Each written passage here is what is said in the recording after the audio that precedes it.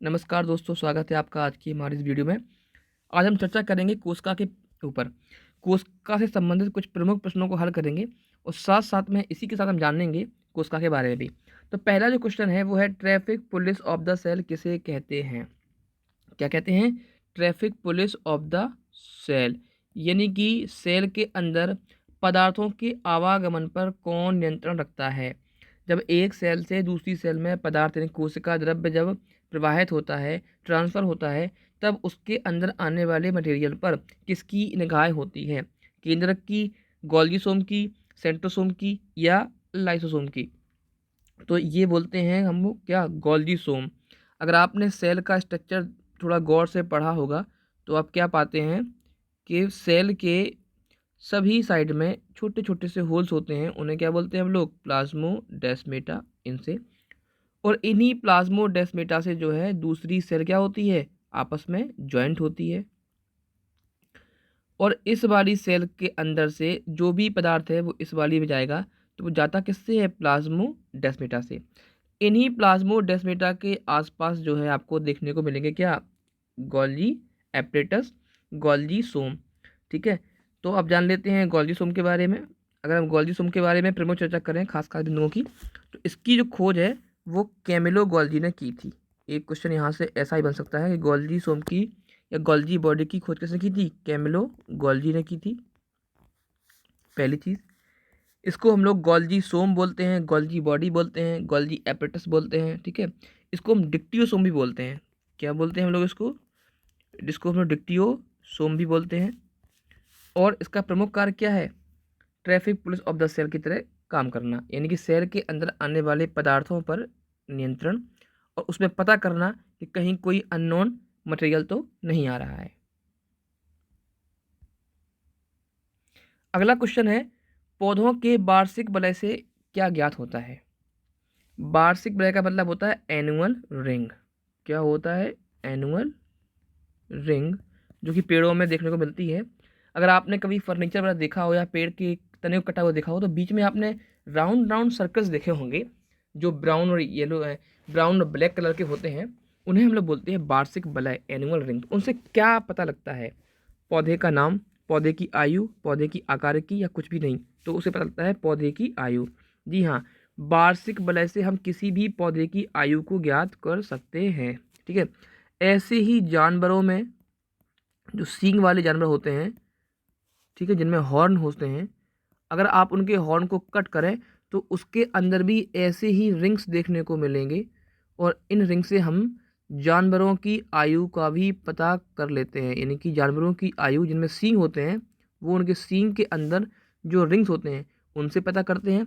और ऐसे ही प्लांट के तने में मिलने वाले ये रिंग्स से हम उसकी आयु का निर्धारण कर लेते हैं। ठीक है, तो ये ध्यान रखना कि वार्षिक वलय से हम प्लांट की क्या करते हैं? उसकी आयु का निर्धारण कर लेते हैं।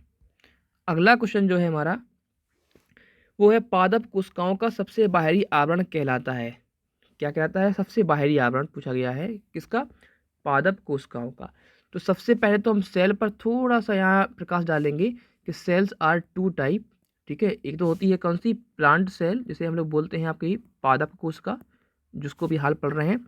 और एक होती है हमारी क्या? एनिमल सेल, जिसको बोलते हैं हम लोग जंतु कोशिका। ठीक है, इसे बोलेंगे पादप कोशिका और इसे बोलते हैं हम लोग जंतु कोशिका। ठीक है, तो अब इसमें पूछा गया है पादप कोशिका का सबसे बाहरी आवरण, कोशिका झिल्ली, कोशिका भित्ति, टोनोप्लास्ट या सभी। तो मैं बता दूं आपको कि पादप कोशिका का सबसे जो बाहरी आवरण है उसे बोलते हैं हम लोग क्या? कोशिका भित्ति। यानी कि प्लांट सेल जो है वो एक्चुअली प्रोटेक्टेड होती हैं, कवर्ड होती हैं किससे? आपकी कोशिका भित्ति से, जिसको हम लोग बोलते हैं सेल वॉल। क्या बोलते हैं हम लोग उसको? सेल वॉल बोलते हैं। सेल वॉल के फिर अंदर होती है क्या? कोशिका झिल्ली, जिसे हम लोग क्या बोलते हैं? सेल मेम्ब्रेन बोलते हैं।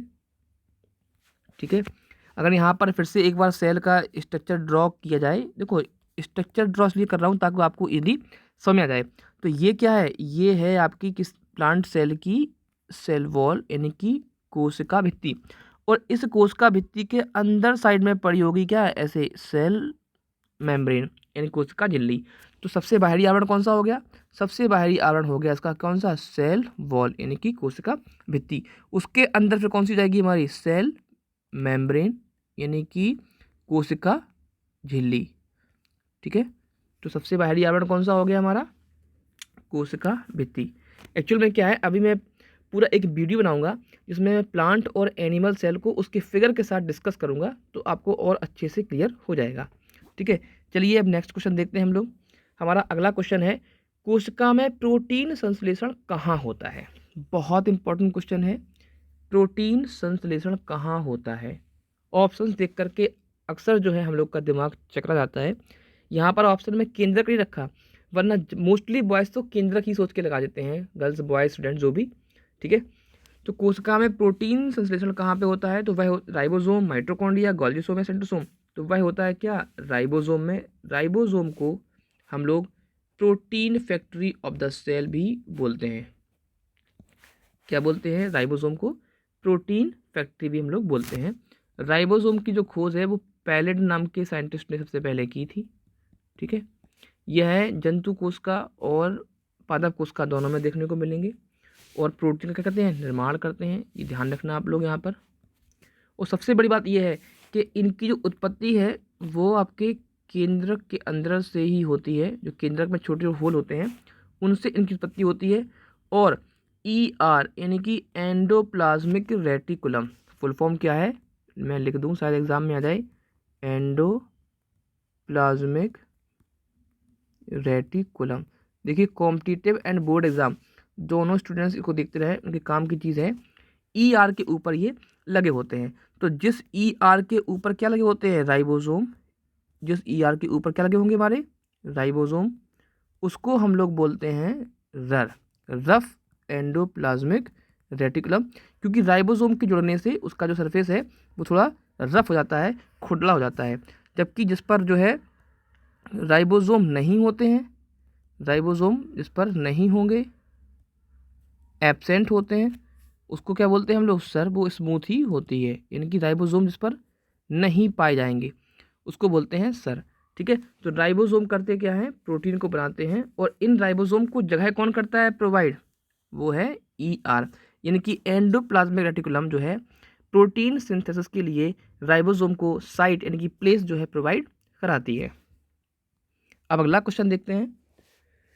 हमारा अगला क्वेश्चन है, कोशिका के अंदर कोशिका किसे कहते हैं? जी हाँ, बहुत इंपॉर्टेंट क्वेश्चन हैं, बोर्ड एग्जाम में तो बहुत आता है, शायद कॉम्पिटिटिव एग्जाम में भी पूछ लिया जाए।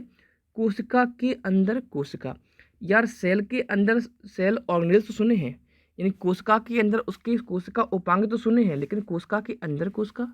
जी हाँ, तो ऑप्शन दिए गए हैं लाइसोसोम, गाल्जियोसोम, ER या राइबोसोम।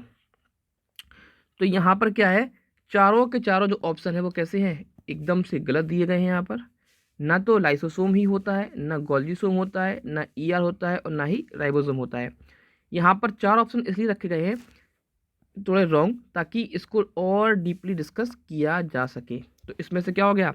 उपरोक्त में से कोई नहीं यहाँ पर होना चाहिए था। उपरोक्त कोई नहीं, जी हाँ, इनमें से कोई भी नहीं है। क्यों? अब हम इस पर थोड़ा डिस्कस करते हैं डीपली। कोशिका के अंदर कोशिका, यानी कि उसके अंदर जो ऑर्गेनेल्स होगा, जो कोशिका का उपांग होगा, वो काफ़ी हद तक कोशिका से सिमिलर होगा। तो बता दें, कोशिका के अंदर कोशिका इस तरीके से दो हम सेल ऑर्गेनेल्स को बोलते हैं। एक तो आपका है माइटोकॉन्ड्रिया, ठीक है, एक क्या है हमारा? माइटोकॉन्ड्रिया। और साथ साथ दूसरा हमारा जो है वो है हरित लवक, ठीक, क्लोरोप्लास्ट। ये दो ऐसे सेल ऑर्गेनेल्स हैं जिन्हें कोशिका के अंदर कोशिका कहा जाता है। इसके पीछे कारण देखिए, दोनों ही कैसे होते हैं? Double membranous. ठीक है, यानी कि दोनों को घेरने वाली जो आवरण होगा वो कैसा होगा? दो स्तरीय होगा, आउटर और इनर। और दोनों में ही क्या होता है? स्वयं का DNA भी होता है, ऑन DNA, यानी कि इनका खुद का अपना DNA होता है। माइटोकॉन्ड्रिया में जो DNA होगा उसे बोलते हैं MDNA, माइटोकॉन्ड्रियल DNA। ठीक है, तो अब केवल DNA की प्रेजेंस की वजह से ही, ठीक, इन दोनों को कोशिका के अंदर कोशिका कहा गया है। माइटोकॉन्ड्रिया में भी DNA है, ठीक है, और हरित लवक में भी DNA है, दोनों में DNA है। और दोनों कैसे हैं? डबल मेम्ब्रेनस हैं, यानी कि दोहरे आवरण से घिरे होते हैं।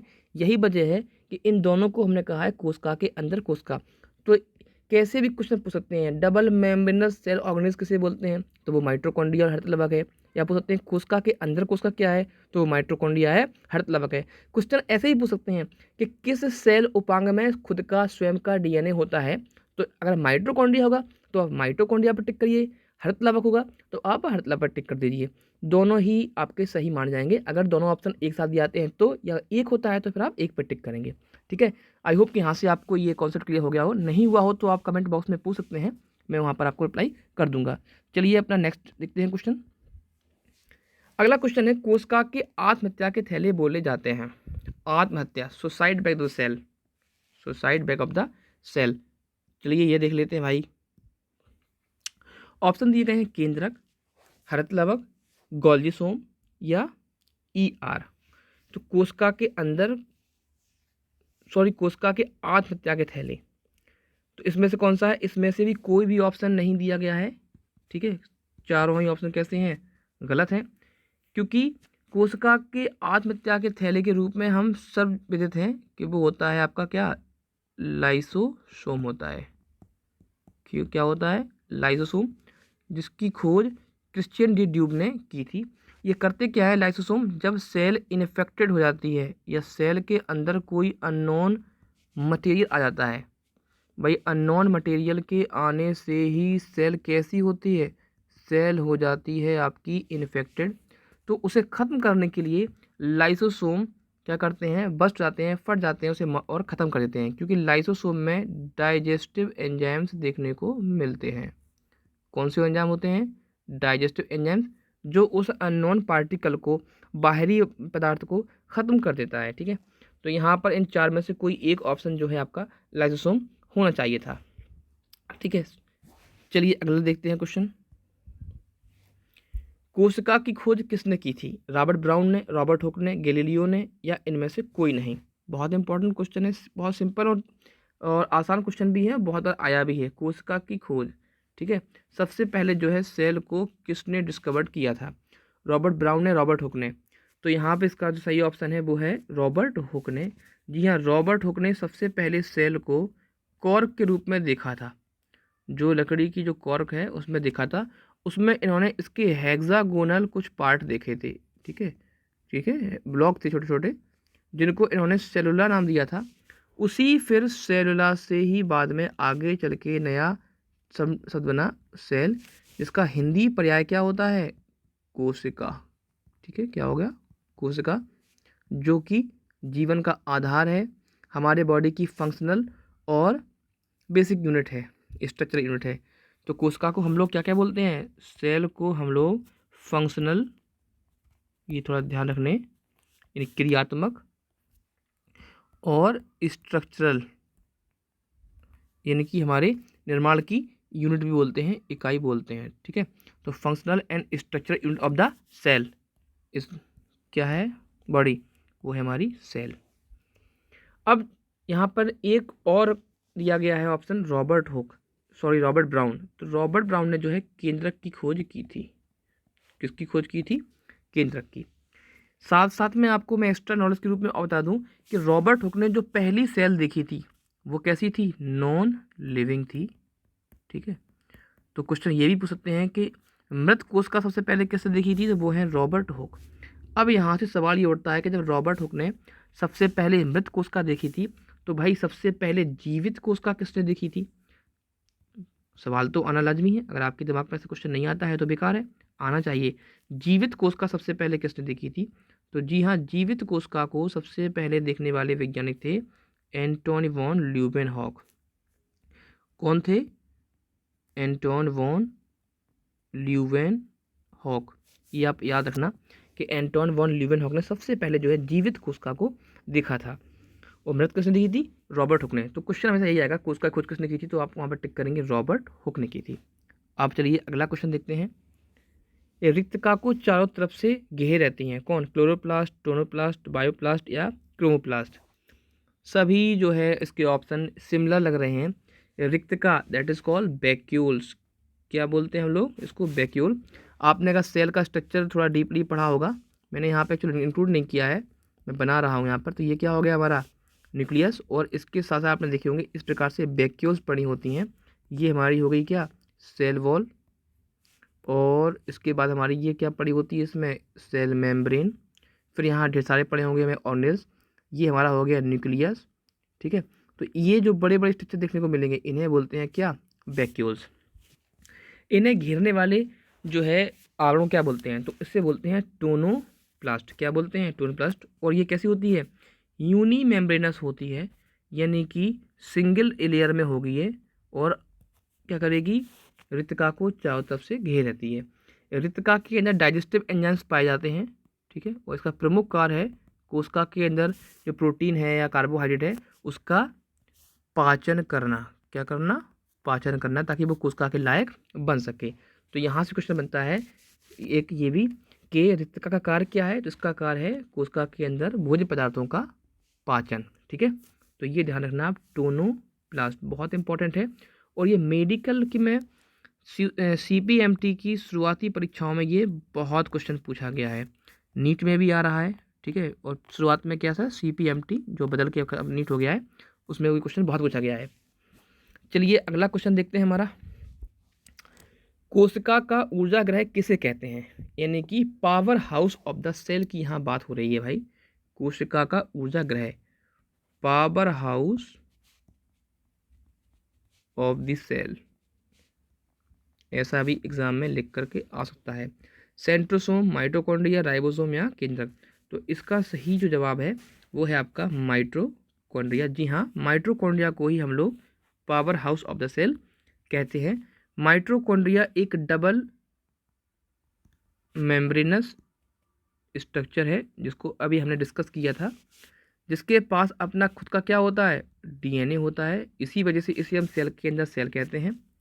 ठीक है, और इसके अंदर जो है एनर्जी कॉइन, यानी कि ATP के रूप में जो है एनर्जी सेव होती है। ATP का जो फुल फॉर्म है वो आपका है एडिनोसाइन ट्राईफॉस्फेट। एक ये भी क्वेश्चन आता है, ATP का फुल फॉर्म क्या है, तो ATP का फुल फॉर्म है एडिनोसाइन ट्राईफॉस्फेट। ठीक है ना। तो ऊर्जा ग्रह क्या है हमारी कोशिका का, सॉरी हाँ कोशिका का, वो है माइटोकॉन्ड्रिया। ठीक है, तो ये ध्यान रखिएगा। चलिए हमारा अगला और जो लास्ट क्वेश्चन है उसकी तरफ चलते हैं हम लोग। अगला क्वेश्चन है, कोशिका आपस में किसके द्वारा पदार्थों का आदान प्रदान करती है, तो इसका जवाब हम आपको पहले वाले क्वेश्चन में दे चुके हैं। तो वो है प्लाज्मोडेस्माटा। जी हाँ, कोशिका के सबसे बाहरी आवरण पर आपको कुछ होल्स देखने को मिलेंगे, इनको ही हम लोग क्या बोलते हैं, प्लाज्मोडेस्माटा। क्या बोलते हैं, प्लाज्मोडेस्माटा। और इनका कार्य है एक कोशिका को उसके बगल वाली कोशिका के साथ अटैच करना, ताकि उनके बीच पदार्थों का आवागमन हो सके। और जब आवागमन होगा तो वहाँ पर फिर गोल्जी बॉडी ऑटोमेटिकली वहाँ पर आ जाएगी उसको चेक करने के लिए। तो ये भी क्वेश्चन हो गया कि पदार्थों का आपस में आदान प्रदान किस तरह होता है, वो होता है प्लाज्मोडेस्माटा के द्वारा। या क्वेश्चन ऐसे पूछ सकते हैं कि दो कोशिकाएं आपस में जुड़ी होती हैं, तो किससे जुड़ी होती हैं, वो जुड़ी होती हैं प्लाज्मोडेस्माटा से। ठीक है, आई होप कि आपको ये वीडियो अच्छा लगा होगा, और अच्छा लगा हो तो लाइक करें, कमेंट करें। और मैं इसके ऊपर एक सेपरेट वीडियो लेकर आऊँगा जिसमें कोशिका के स्ट्रक्चर को हम बना करके उसके बाद एक एक उसके उपांग के बारे में पढ़ेंगे, उनके फंक्शंस के बारे में जानेंगे, ताकि हमारी जो साइंस है वो बहुत अच्छी हो जाए। क्योंकि ध्यान रखना, एग्ज़ाम में बायोलॉजी वाले सेक्शन से क्वेश्चन ज़्यादा होते हैं, क्योंकि मैथ के क्वेश्चन ऑलरेडी पहले ही होते हैं, तो पेपर को बैलेंस करने की कोशिश की जाती है हमेशा। तो इन क्वेश्चंस को आप स्टडी कीजिए और नोट करते रहिए। Thank you.